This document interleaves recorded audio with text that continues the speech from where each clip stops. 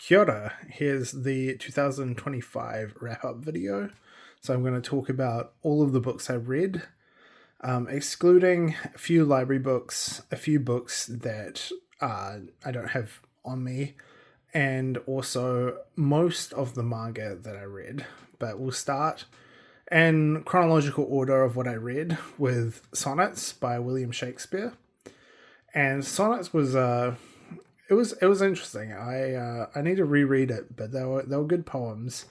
It was a little difficult to get used to Shakespeare's language, but I think it's just one of those things that's going to come with time, and it's definitely going to be something I'm going to be revisiting. Then at the beginning of the year, I read A Portrait of the Artist's Young Man. So James Joyce is my favorite author, and this is not my favorite work by James Joyce, but I quite like The Portrait of the Artist's Young Man. I think it is a really good book, a really good Bildungsroman, and it builds onto Ulysses in a really elegant and important way. So if you're going to read Ulysses, The Portrait of the Artist's Young Man is a good stepping stone, and I'm definitely planning on revisiting this again and again. Then I read Noise by Tsutomu Nihei. So this is manga, but I think this one's worth mentioning because this one's very different from other manga. This is quite a dark science fiction sort of story, and it is the prequel to Blame, or Blam, depending on how you want to pronounce it. And it was good. It was Tsutomu Nihei, sort of some of his later work, plus the prototype chapter for Blame, which is the prototype chapter is really, you really have to have read Tsutomu Nihei's other work to kind of get because it's quite rough. But yeah, no, it's Noise was good. Then I read the works of Walt Whitman. This was interesting. I didn't know too much about Walt Whitman other than he was a beloved American poet. And I liked some of his stuff. I felt like I could revisit multiple of his poems, but I wasn't too keen on it. Like, they were good, but they didn't really speak to me on a deep level. And then I read Metamorphosis and Other Stories by Franz Kafka, which is one of my favorite collections of work. And it's really good. Kafka's one of the best writers, and very important and influential, and not really that recognized in his lifetime. This collection is mostly stuff he wrote. Is pretty much all that he published in his lifetime, excluding some articles. Most of his works were unpublished in his lifetime or published posthumously. But these stories, including Metamorphosis, his most famous story, was published during his lifetime. So, yeah.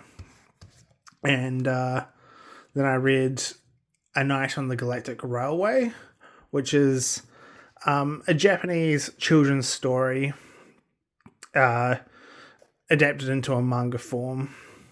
And this was quite a nice story, sort of a bit like The Polar Express. I haven't actually watched The Polar Express, but this is a little similar to that in terms of themes. And this is very, it's quite magical.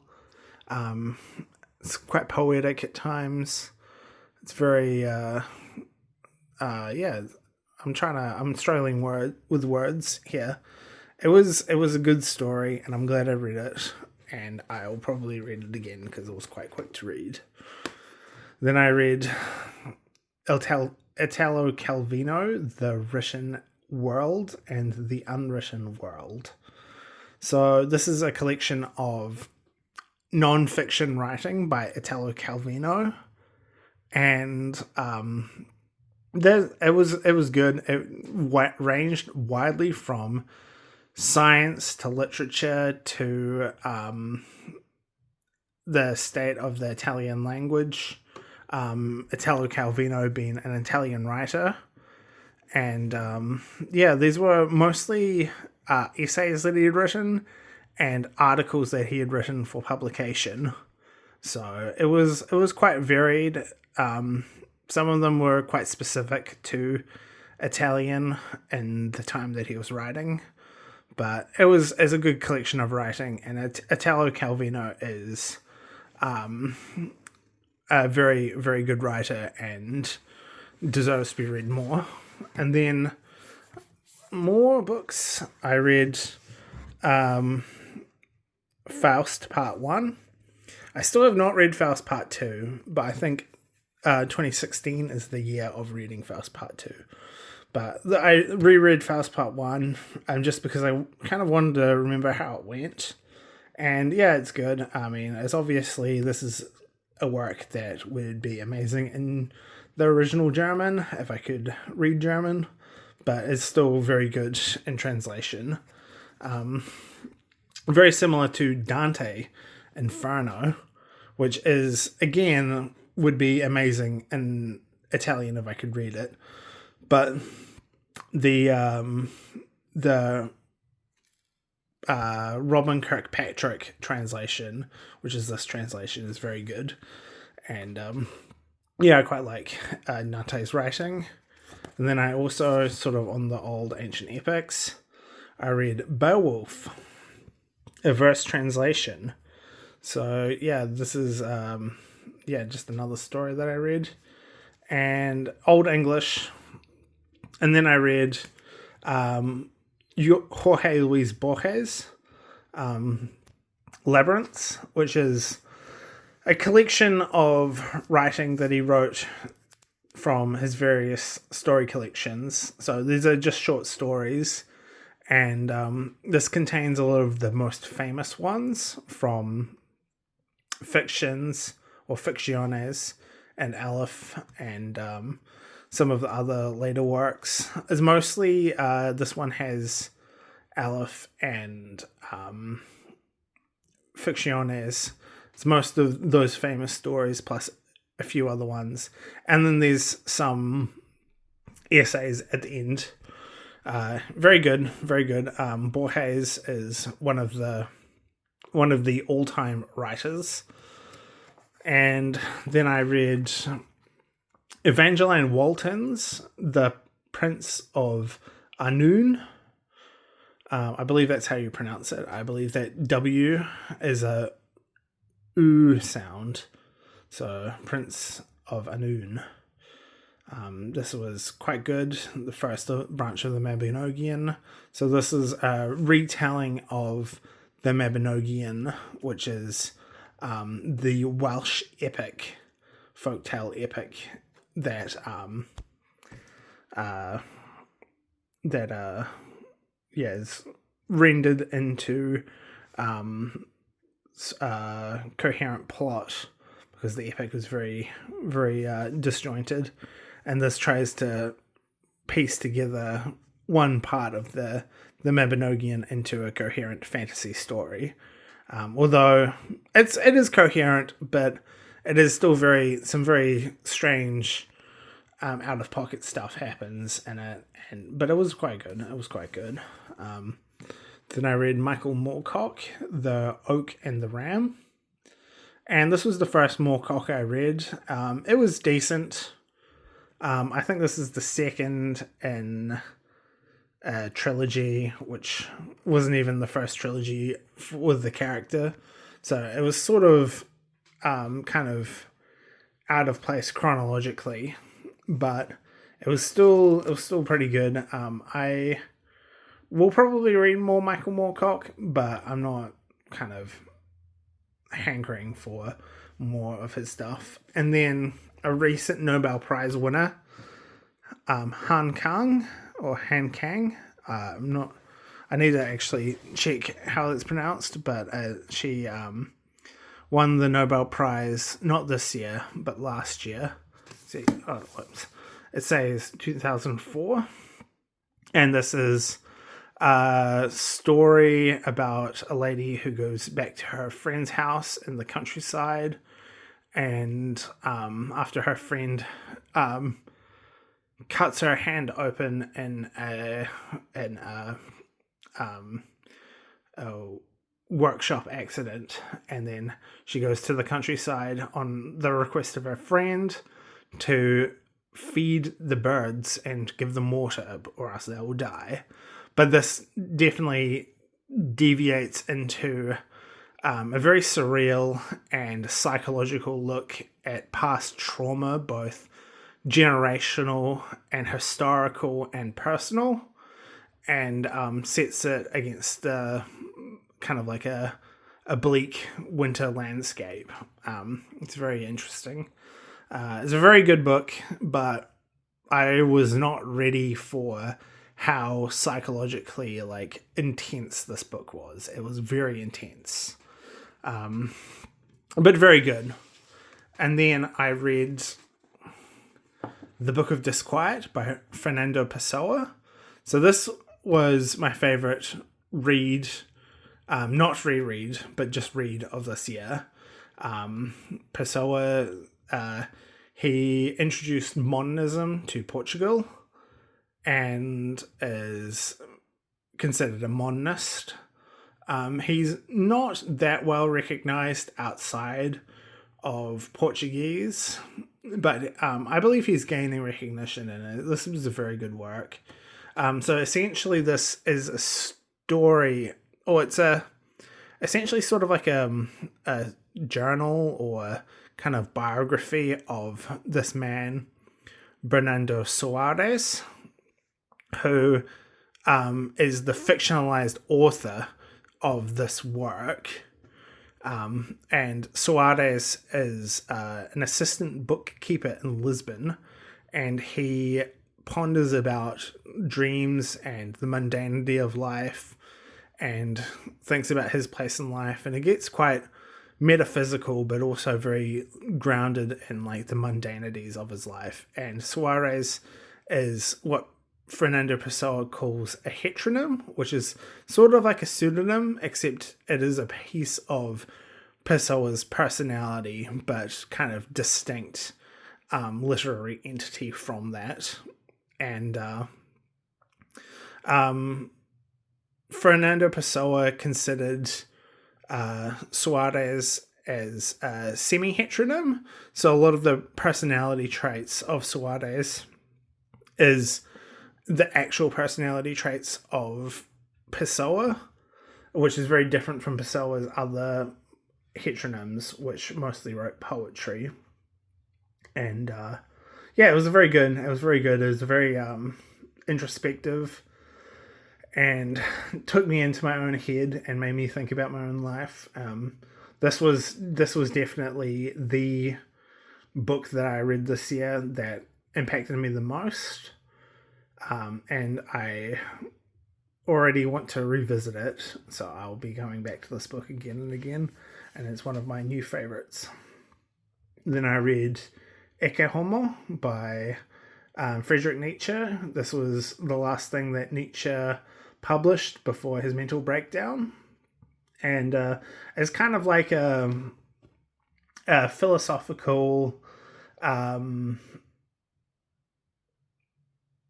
review of Friedrich Nietzsche's publications, and it was quite good. But yeah, and then I read Stefan Zweig, Chess. Chess, a novel. I really enjoyed this one.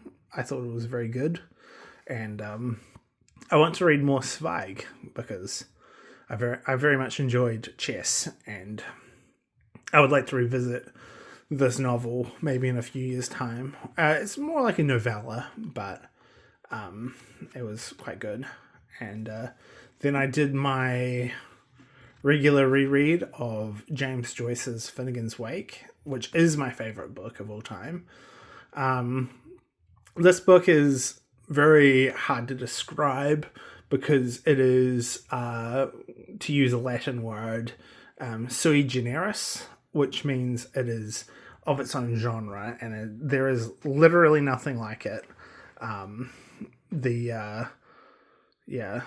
It's a very unique, one of a kind book, which pulls apart the very notion of language and of how we experience language, and is known for its neologisms. Some people consider this sort of similar to Lewis Carroll's Jabberwocky, whereas Jabberwocky is nonsensical. This is supposed to make sense. Like Finnegan's Wake is supposed to make sense, but it is supposed to make sense on a different layer of our consciousness than we're used to.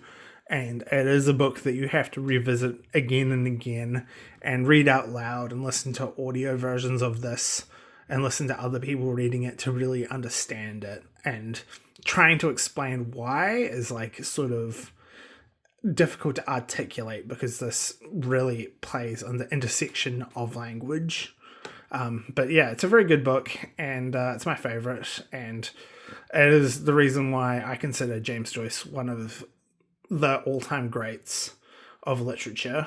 And this is an artistic, like an absolute unparalleled artistic achievement.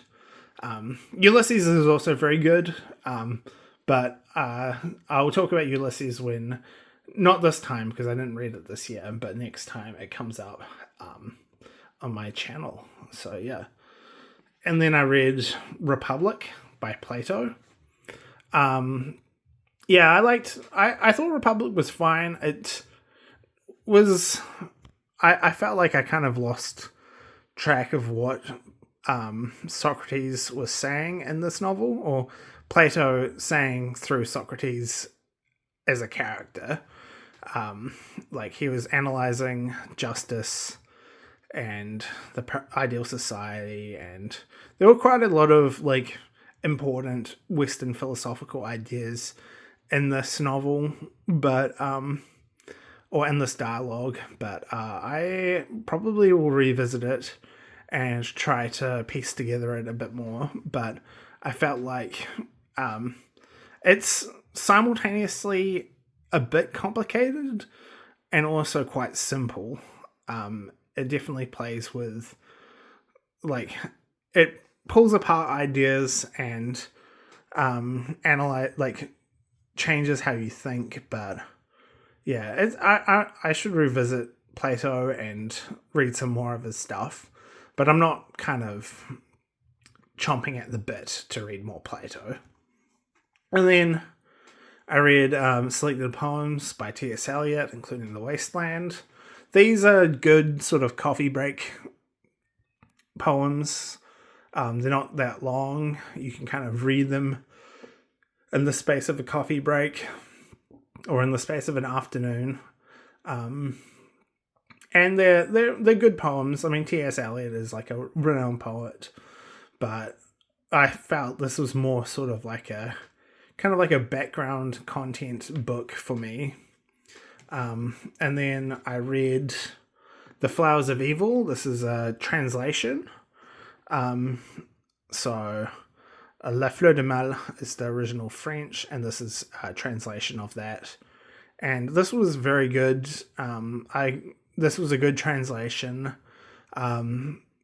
The translator tried to retain as much of the meaning as possible whilst writing it in a poetry style, but didn't try to retain the specific like poetic meter or try to imitate the poetic meter or rhymes, but still tried to include other like poetic devices that may not have necessarily been in the original, but allow it to read more like poetry than just a plain verse translation, which sort of misses the poeticness of the original Les Fleurs de Mal.